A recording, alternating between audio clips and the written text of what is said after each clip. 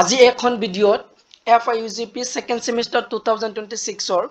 অসমীয়া সাবজেক্টৰ minor এক্সামিনেশনৰ কাৰণে very very important common প্ৰশ্ন উত্তৰ লৈ আহিছোঁ 12খন প্ৰশ্ন তোমালোকৰ আগত লৈ আহিছোঁ যে তোমালোকৰ যেটো অহা 2 জুনত তোমালোকৰ মাইনৰ এক্সাম আছে আৰু তোমালোকৰ 4 তাৰিখত মাইনৰ পেপাৰ এক্সাম আছে তো তোমালোকৰ যেটো অসমীয়া সাবজেক্ট আছে যে অসমীয়া ভাষা আৰু সাহিত্য ইতিহাস 1826 চনৰ পৰা 2000 চনলৈ যিখন বিষয় আছে এইখন বিষয়ৰ আজি most important তোমালোকৰ 12 কোশ্চেন লৈ আহিছো তো তোমালোকে 12টা মই কোশ্চেন লৈ আহিছো তে 12খন কোশ্চেন চাই গলে তোমালোকে দীঘলীয়া প্ৰশ্ন তো ইয়াৰ পৰা ডাইৰেক্টলি কমন পাবা তো আহা তোমালোকে ভিডিওটো স্কিপ নকৰি ভিডিওটো একলৈ চাই থকা প্ৰথম গটো হল যে প্ৰথম গটোৰ পৰা কোনকেইটা ইম্পৰ্টেন্ট হেতু চোৱা প্ৰথম গটোৰ পৰা শিকিবা যে প্ৰথম গটো যে অসমীয়া ভাষা আৰু সাহিত্য ইতিহাস তো প্ৰথম প্ৰশ্নটো শিকিবা যে প্ৰশ্ন নম্বৰ 1 অসমীয়া ভাষা সাহিত্যৰ পুনৰুত্থানত অৰুণোদয় আলোচনীৰ ভূমিকা আলোচনা কৰা ভেৰি ভেৰি ইম্পৰ্টেন্ট আছে এই প্ৰশ্নটো তোমালোকৰ 5 অথবা তোমালোকৰ 10 মাৰ্কসৰ কাৰণে এটো কিবা তোমালোকৰ লং প্ৰশ্ন উত্তৰ যেটো তোমালোকৰ দিম দীঘলীয়া প্ৰশ্নৰ কাৰণে এটো এৰ উত্তৰটো যেটো তোমালোকৰ দিয়া আছে উত্তৰৰ মূল পয়েন্ট সমূহৰ পৰীক্ষাত বখলাই লিখিবা তো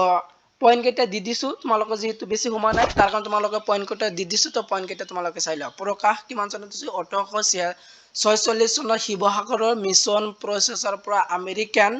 বিবিষ্টাৰী মিছনাৰী সকলৰ উদ্যোগত প্ৰথম অসমীয়া সংবাদপত্ৰ তথা আলোচনী অৰুণোদয় প্ৰকাশ পাইছিল তো প্ৰথম প্ৰশ্নটো এতিয়াও কিবা ভেৰি ভেৰি ইম্পৰ্টেন্ট আছে নেক্সট প্ৰশ্নটো কি তো এইখনি চ্যাপ্টাৰে তোমালোকৰ প্ৰথম চ্যাপ্টাৰৰ দ্বিতীয় নম্বৰ প্ৰশ্নটো কিবা প্ৰশ্ন নম্বৰ 1 অসমীয়া সাহিত্যত জোনাকী যুগৰ বা ৰোমান্টিক যুগৰ প্ৰদান লক্ষণ বা বৈশিষ্ট্য বৰ্ণনা কৰা ভেৰি ভেৰি ইম্পৰ্টেন্ট হয় প্ৰশ্নটো এইটো তোমালোকে কিবাই যে অসমীয়া সাহিত্যত জোনাকী যুগৰ বা ৰোমান্টিক যুগৰ লক্ষণ বা বৈশিষ্ট্য বৰ্ণনা কৰিবলৈ আহিব পাৰে তো তাৰ কাৰণে তোমালোকে এই প্ৰশ্নটো কিবা 5 বা তোমালোকে 10 মাৰ্কসৰ কাৰণে এই প্ৰশ্ন তোমালোকে কি যাবা তো প্ৰথম চ্যাপ্টাৰৰ পৰা তোমালোকৰ দুটা প্ৰশ্ন দিয়া হৈছে দুটা প্ৰশ্ন শিকিলে তোমালোকৰ 5 অথবা তোমালোকে 10 মাৰ্কসৰ কাৰণে হৈ যাব ভেৰি ভেৰি ইম্পৰ্টেন্ট আছে আৰু ইয়াৰ লগত তোমালোকে কিবা যেটো প্ৰিভিয়াস কোশ্চেন পেপাৰ যেটো আজি মেজৰ সাবজেক্ট যেটো এক্সাম হৈ গৈছে তো সেই কোশ্চেনটো চালো মেজৰ সাবজেক্টটো অসমীয়া সাবজেক্ট তো সেই সাবজেক্ট যেহেতু প্ৰিভিয়াস যিবিলাক কোশ্চেন আছে তাৰ পৰা বহুত কমন আছে তো তাৰ কাৰণে তোমালোকৰ কাৰণে ইম্পৰ্টেন্ট আছে প্ৰিভিয়াস কোশ্চেন পেপাৰ চাবা 2024 2025 ৰ এই দুটা ইয়াৰৰ কোশ্চেন পেপাৰ চাবা তো দুটা ইয়াৰৰ কোশ্চেন পেপাৰ মই ভিডিও ডেসক্ৰিপচন লিংকটো দি দিম অসমীয়া সাবজেক্টৰ তো সেই দুটা চাবা আৰু মই যি 12খন প্ৰশ্ন দি আছো এইখিনি চালে তোমালোকৰ লং প্ৰশ্ন উত্তৰখিনি তোমালোক ডাইৰেক্টলি কমন পাবা তো 2 নম্বৰ টো কিবা তাৰ পিছত 3 নম্বৰত কিয়া 3 নম্বৰ চ্যাপ্টাৰ 3 নম্বৰ কোশ্চেনত দ্বিতীয় নম্বৰ ইউনিট তো নিৰ্বাচিত পাঠ গদ্য আৰু কবিতা তো দ্বিতীয় নম্বৰ ইউনিটৰ পৰা তোমালোকৰ কোনটো ইম্পৰ্টেন্ট আছে এটো চোৱা প্ৰশ্ন নম্বৰ 3 নম্বৰ প্ৰশ্ন যে আনন্দৰাম ডেকিয়াল ফুকনৰ ইংল্যান্ডৰ বিৱৰণ পাঠটিত ফুটি উঠা সমাজ সংস্কাৰমূলক দৃষ্টিভংগীটো আলোচনা কৰা নম্বৰটো কি 5 বা 10 নম্বৰৰ কাৰণে এটো কিবা তো যিবিলাক প্ৰশ্ন তোমালোকৰ আলোচনা কৰিছো তো গোটেইবিলাক কিন্তু তোমালোকৰ 5 বা অথবা তোমালোকৰ 10 মাৰ্কসৰ কাৰণে হয় তো এই প্ৰশ্নটো কিবা ভেৰি ভেৰি ইম্পৰ্টেন্ট আছে তোমালোকৰ মাইনৰ এক্সামিনেশনৰ কাৰণে তো এইবিলাক আছিল উত্তৰখিনি তোমালোকে চাই লৈ উত্তৰখিনি স্ক্ৰিনশ্বট মাৰি লবা তো মই পয়েন্ট কেইটা দি দিছো তোমালোকে পয়েন্টখিনি মনত ৰাখিবা তোমালোকে হৈ যাব তো এটো আছিল 3 নম্বৰ প্ৰশ্ন নেক্সট প্ৰশ্ন হল যে তোমালোকৰ যেটো 4 নম্বৰ প্ৰশ্ন দিয়া আছে হিমচন্দ্ৰ বৰুৱাৰ অসমত স্তৰী শিক্ষা পাঠৰ আধাৰত স্তৰী শিক্ষা বিস্তাৰৰ বাবে তেওঁক আগবঢ়োৱা উপদেশসমূহ লিখা ভেৰি ভেৰি ইম্পৰ্টেন্ট আছে প্ৰশ্নটো এই প্ৰশ্ন 2024 ত আহিছিল কিমান 10 মাৰ্কসৰ কাৰণে তো তোমালোকৰ কাৰণে ভেৰি ভেৰি ইম্পৰ্টেন্ট আছে মেজৰ লোৱা ছাত্ৰ ছাত্ৰীসকলৰ ভেৰি ভেৰি ইম্পৰ্টেন্ট তো যে হিমচন্দ্ৰ বৰুৱা অসমত স্তৰী শিক্ষাৰ আধাৰত কি বিস্তাৰ বাবে আগবঢ়োৱা তো এটো ভেৰি ভেৰি ইম্পৰ্টেন্ট আছে ইয়াৰ আনসাৰটো কি হ'ব এইবিলাক আছিল আনসাৰ 4 নম্বৰ কোশ্চেনৰ আনসাৰটো তোমালোকে স্ক্ৰিনশ্বট মাৰি লোৱা এইখিনি আছিল 4 নম্বৰৰ আনসাৰ তাৰ পিছত দিয়া তোমালোকৰ 5 নম্বৰ প্ৰশ্ন যে লক্ষীনাথ বৰবৰুৱাৰ বিমান বিহাৰ ৰচনাখনৰ হাস্যৰস আৰু ব্যংগাত্মক দিশটো বিশ্লেষণ কৰা তো এইটো ভেৰি ভেৰি ইম্পৰ্টেন্ট আছে প্ৰশ্ন আজি যিখন প্ৰশ্ন তোমালোকে দি আছো এইখিনি চালে তোমালোকৰ লং প্ৰশ্ন যিবিলাক আছে তোমালোকৰ লং প্ৰশ্ন ইয়াৰ পৰা ডাইৰেক্টলি কৰিব পাৰা তো তোমালোকৰ দীঘলীয়া প্ৰশ্নৰ কাৰণে এইখিনি চালে হ'ব তোমালোকে আজি যিখন প্ৰশ্ন দি আছো তো এইটো চাবা নেক্সট প্ৰশ্ন তোমালোকৰ 6 নম্বৰ যে সত্যনাথ বৰাৰ জীৱনীৰ অসমীয়া প্ৰবন্ধিতৰ মূল ভাৱ বা শিক্ষণীয় দিশটো আলোচনা কৰা এইটো ভেৰি ভেৰি ইম্পৰ্টেন্ট আছে এইটো 5 নম্বৰৰ কাৰণে কিবা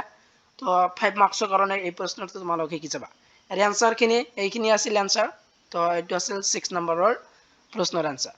তাৰপিছত দেখা যে তোমালোকৰ 3 নম্বৰ ইউনিট তো 3 নম্বৰ ইউনিটৰ পৰা কোনখিনি চাবা 3 নম্বৰ ইউনিটৰ পৰা নিৰ্বাচিত পাঠ কবিতা আৰু উপন্যাস তো ইয়াৰ পৰা তোমালোকে শিকিবা 3 নম্বৰ ইউনিটৰ পৰা মোস্ট ইম্পৰ্টেন্ট আছে এই বৰ্ষৰ কাৰণে যে ৰজনীকান্ত বৰদলৈৰ মিৰি জীয়ৰী উপন্যাসৰ মাজৰে প্ৰকাশ পোৱা মিচিং সমাজৰ সামাজিক আৰু সাংস্কৃতিক চিত্ৰখন দাঙি ধৰা ভেৰি ভেৰি ইম্পৰ্টেন্ট প্ৰশ্ন 3 নম্বৰ ইউনিটৰ পৰা এই প্ৰশ্নটো 7 নম্বৰ প্ৰশ্নটো ভেৰি ভেৰি ইম্পৰ্টেন্ট আছে তো এই প্ৰশ্নটো তোমালোকৰ 5 মাৰ্কস অথবা তোমালোকৰ 10 মাৰ্কসৰ কাৰণে আহিব পাৰে তো উত্তৰখিনি তোমালোকে চোৱা উত্তৰবিলাক এইখিনি আছিল উত্তৰ তো এইবিলাক আছিল উত্তৰখিনি তোমালোকে ভালদৰে চাবা তাৰপিছত তোমালোকে 3 নম্বৰ ইউনিটৰ পৰা প্ৰশ্ন নম্বৰ 8 যতীন্দ্ৰনাথ দুৱাৰৰ পহৰ কথা কবিতাৰ বিষয়বস্তু আৰু আধ্যাত্মিক ভাৱ দ্বাৰা বিশ্লেষণ কৰা এইটো 5 মাৰ্কস তো 5 মাৰ্কসৰ কাৰণে এই 8 নম্বৰ প্ৰশ্নটো শিকিবা তো এৰ আনসাৰটো এইবিলাক আছিল এনসাৰ তোমালোকৰ যেহেতু তিনিটা টপিক দিয়া আছে কথা কবিতা সৰুফ পহৰৰ প্ৰতীক মানুহৰ সন্ধান এই তিনিটা টপিক দিয়া আছে তিনিটা টপিক তোমালোকে পঢ়ি যোৱা তো তিনিটা টপিক লিখি দিলে তোমালোকে ফুল মাৰ্কস 5 মাৰ্কস পাই যাবা যদি প্ৰশ্নটো আহে তাৰপিছত তোমালোকৰ নেক্সট ইউনিট তোমালোকৰ 4 নম্বৰ ইউনিট যেহেতু অসমীয়া সাবজেক্টৰ তোমালোকৰ সেকেন্ড সেমিস্টাৰ যিখন বিষয় সেইটোকে অসমীয়া ভাষাৰ সাহিত্য ইতিহাস মাইনৰ সাবজেক্ট এই সাবজেক্ট যেহেতু তোমালোকৰ 4টা ইউনিট তো হেকৰ ইউনিট হল নিৰ্বাচিত পাঠ চুটি গল্প আৰু কবিতা তো চুটি গল্প আৰু কবিতাৰ পৰা তোমালোকে 9 নম্বৰ প্ৰশ্নটো শিকিবা যে সৈয়দ আব্দুল মালিকৰ কাঠফুলা গল্প চুটি গল্পটোৰ নামকৰণৰ তাৎপৰ্য বা মমতা চিত্ৰটোৰ আলোচনা কৰা এইটো 5 অথবা 10 মাৰ্কসৰ কাৰণে শিকিবা তাৰপিছত তোমালোকৰ নেক্সট ইম্পৰ্টেন্ট দিয়া আছে 10 নম্বৰ ভবেন্দ্ৰনাথ শইকীয়াৰ গহ্বৰৰ গল্পটোৰ মনস্তান্ত্ৰিক দিশটো বিশ্লেষণ কৰা তো এইটো ইম্পৰ্টেন্ট আছে তো এনসাৰখিনি যদি যেহেতু মই কোৱা নাই কাৰণ এনসাৰখিনি ক'বলৈ গ'লে ভিডিওটো দীঘলীয়া হ'ব তাৰ কাৰণে তোমালোকক দেখাই আছো এনসাৰটো স্ক্ৰিনশ্বট মাৰি ল'বা নহলে মই এই পিডিএফটো যদি তোমালোকৰ লাগে তেনেহলে ইনষ্টাগ্ৰাম মোক কমেন্ট কৰিবা তোমালোকৰ যেটো পিডিএফ আছিল এই পিডিএফটো তোমালোকৰ লিংকটো দি দিম তাৰপিছত দেখা তোমালোকৰ যেটো 11 নম্বৰ প্ৰশ্ন বাণীকান্ত কাকতিৰ কবিত অহৈতুকী প্ৰাৰ্থী প্ৰবন্ধৰ আদৰৰ দাণ্ডে আৰু ব্ৰিটিছৰ প্ৰেম স্বৰূপটো ব্যাখ্যা কৰা ভেৰি ভেৰি ইম্পৰ্টেন্ট আছে প্ৰশ্নটো 5 বা 10 মাৰ্কসৰ কাৰণে অত্যন্ত গুৰুত্বপূৰ্ণ হয় প্ৰশ্নটো 11 নম্বৰটো প্ৰশ্ন তোমালোকৰ ভেৰি ভেৰি ইম্পৰ্টেন্ট হয় এইটো কিবা হেকৰ প্ৰশ্ন নীলমণি ফুকনৰ কেনে আছো মোক নহুদিবা কবিতাটিৰ মূল ভাৱ বা বেদনাধৰ্মী দিশটো আলোচনা কৰা এইটো 5 মাৰ্কসৰ কাৰণে কিবা তো এইবিলাক আছিল তোমালোকৰ মোস্ট ইম্পৰ্টেন্ট প্ৰশ্ন উত্তৰ তোমালোকৰ Assamese subject minor examination minor exam যেহেতু 2 জুনত অথবা 4 জুনত তোমালোকে দিব পাৰা তো তোমালোকে এইটো দিলেই হল এইখন বিষয়ৰ অসমীয়া সাবজেক্টৰ ভেৰি ভেৰি ইম্পৰ্টেন্ট আজি 12খন প্ৰশ্ন দিলে 12খন তোমালোকে চাই যাবা তোমালোকে নিশ্চয় কমন পাবা আৰু ইয়াৰ লগত তোমালোকৰ চাব লাগিব যে প্ৰিভিয়াস যি দুটা ইয়াৰ কোশ্চেন পেপাৰ আছে যেটো FYUGP 2024 পৰা স্টাৰ্ট হৈছে 2024 আৰু 25 ৰ প্ৰিভিয়াস কোশ্চেন বিলাক চাবা তাৰ পৰা বহুত কমন কোশ্চেন আহে এই ভিডিওটো তোমালোকে প্ৰিভিয়াস কোশ্চেন পেপাৰৰ ভিডিওতে ভিডিও ডেসক্ৰিপচন লিংকটো দিয়া আছে তাৰ পৰা চাই লবা আৰু তোমালোকে 1 মাৰ্কসৰ কাৰণে ইতিমধ্যে ইম্পৰ্টেন্ট কোশ্চেন আনসাৰ হিচাপে এখন ভিডিও বনাইছে এই ভিডিও ডেসক্ৰিপচনত দিয়া আছে তো এই ভিডিওটো চাবা তো এইখিনি চালে তোমালোকৰ যেটো অসমীয়া সাবজেক্ট আছে অসমীয়া ভাষা আৰু সাহিত্য ইতিহাস সেকেন্ড সেমিস্টাৰ তো এই সাবজেক্টৰ কাৰণে মাইনৰ এক্সামিনেশন কাৰণে ভেৰি ভেৰি ইম্পৰ্টেন্ট এইবিলাক তো ভিডিওটো তোমালোকে ভালদৰে চাই লোৱা তো ভিডিওটো আজি ইমানেই আছে